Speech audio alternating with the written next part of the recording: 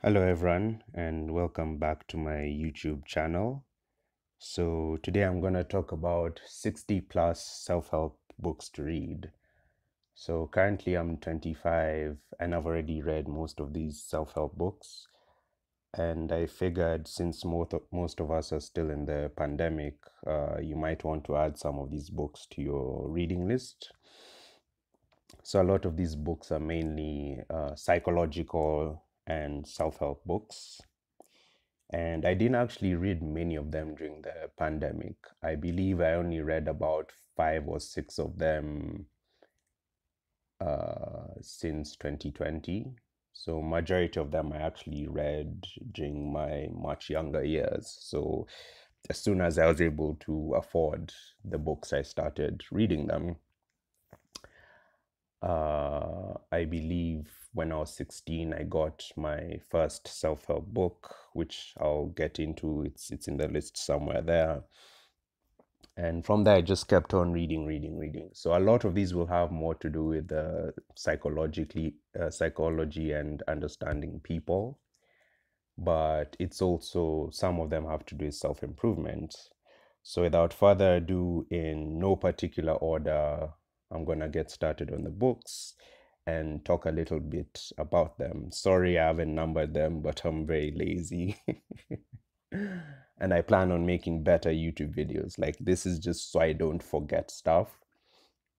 Because my phone is running out of memory, and I figure by the time like I get proper YouTube equipment, I'll probably be using a new phone, and I'll have lost my old phone. So I just don't want to lose the idea. So I'm just putting this video out there, then I'll make it all glossy and polished later on when I have proper editing software and recording software. So anyway, in no particular order. So first of all is 50th Law by 50 Cent and Robert Greene. So you've heard of 48 Laws of Power. I didn't really like 48 Laws of Power, mainly because one of the laws was, it said never outshine your master. That, you know, if you're working for your boss, you shouldn't do a better job than him. I don't know, because he'll fire you or something. And to me, I'm like, well, if you can outshine someone, then they're not truly your master, you know. So keep shining and keep rising. That's my advice. So that's why I kind of disagreed with that law. And I think maybe it was like law number 3 or something. So I just stopped reading the book at that point. But 50th Law is really good because the book, and this was one of the very few books I owned hardcover. I've only owned maybe 5 of these books hardcover. You can imagine, out of 60 books, only 5 of them are hardcover, right? The rest of them are soft copy. So 50th Law, I actually borrowed it from a friend, a good friend of mine. And the whole book just talks about one law. And that law is fearlessness, right? It's about how to be fearless. So essentially, in this book, uh, he Robert Greene and 50 Cent kind of talk about, they talk about what it's like to be fearless and to pursue your goals. So it was a very interesting and influential book to me, in the sense that it gave me the courage to sort of go after the goals that I want. And essentially, what he was kind of saying is you should just have a plan A and don't have a plan B, because if you have plan B, then when things are tough, you know, you're going to go to plan B and you will stick to plan A. Having a bit more life experience now, I don't necessarily agree that you shouldn't have a plan B, but I get the ideology behind it. So my view or my thoughts are basically, have a plan B that helps you achieve plan A, if that makes any sense. So let's say, for example, you're a woman or even a man, and you want to build a fashion company, but your parents want you to go down a more traditional path. They want you to study maybe psychology or law, right? So in this case, the law would be the plan B and the plan A is the fashion. But I would say do the psychology or do the law in such a way that it helps you with plan A. In other words, build up your career, put away your savings so you have enough money to support your plan A, or maybe study something that will help you to achieve that plan A. So maybe if your parents tell you you need to get like a serious degree, I mean, I know a lot of you're past the point of living with your parents, but as I said, I read this book when I was probably 16.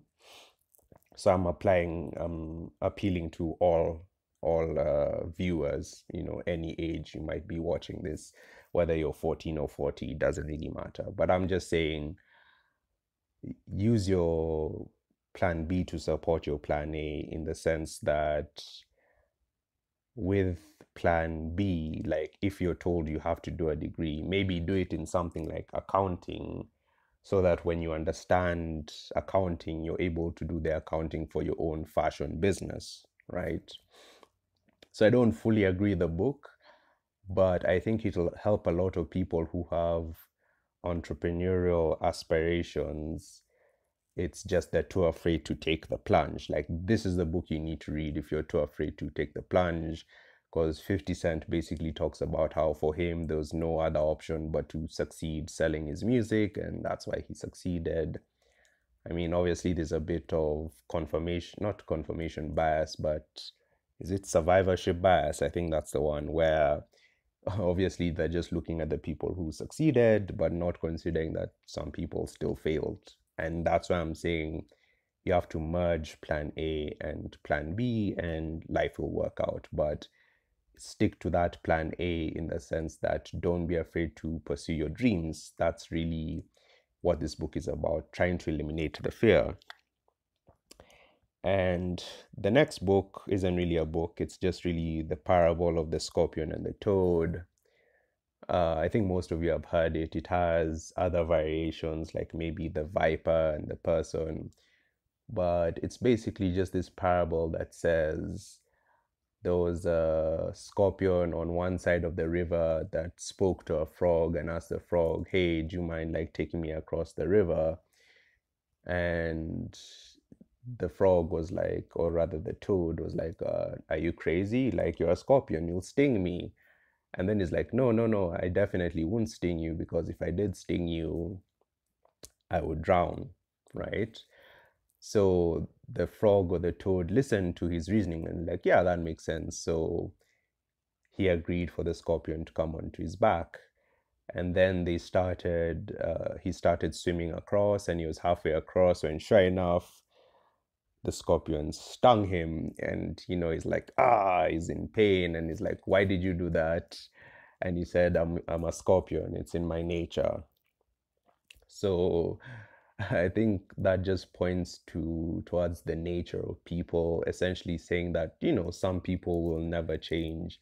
And that can be a good or a bad thing, but it's mainly just means that if you're in a relationship with someone, right?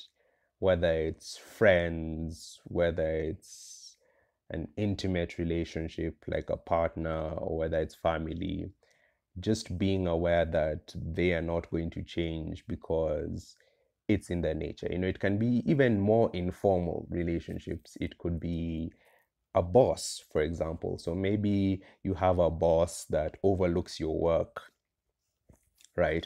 And you never get promoted, but you're like, "Oh, if I keep working hard, he's eventually going to promote me." But that parable is just to say, no, like, people, they don't really change. Sometimes it's in their nature. Change is a very difficult thing for people, right? And the next book is actually called In Sheep's Clothing by George K. Simon. This is literally the best book you can read on how to spot manipulative behavior, right? I read it when I was 17. Yeah, when I was, no, I was still 16. I was about to turn 17. Very, very amazing book, because it really helps you spot when you're being manipulated and some of the tactics manipulators use. For example, they always play the victim. they can be very vague people, and they tell you, like, they get you to talk about yourself, but they don't really tell you much about themselves, and they just pretend to be who you want them to be just so that they can achieve their goal.